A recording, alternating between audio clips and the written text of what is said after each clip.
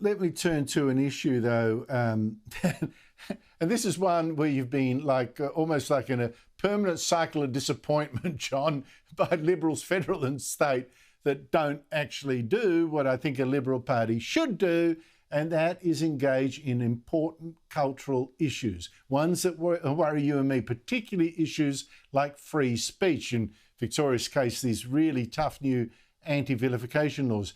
Do you think the Liberals will pony up here? Well, they have to, Andrew, and this is a very good example of all that has been wrong with the Liberal Party and the Liberals for the last couple of years. So, as you identified, the Labor Party proposes to introduce what we've called 18C on steroids, which is basically to make it unlawful to say something potentially hateful or contemptuous that a person might find offensive. So you don't even need a victim under what Labor proposes. Labor wants to give the power to enforce this law to their union mates, to their NGO left-wing mates.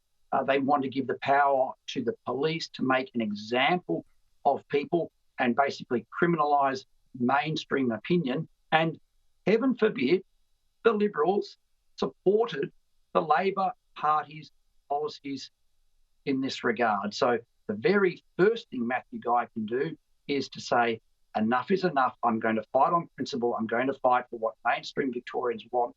And we are going to deliver freedom of speech. And the idea that the Liberals could contemplate giving Dan Andrews any more power than he already has misused, I find, and many Victorians find, absolutely unfathomable. But no, that was the Liberal Party until hopefully today. And hopefully today with Matthew Guy, things will change.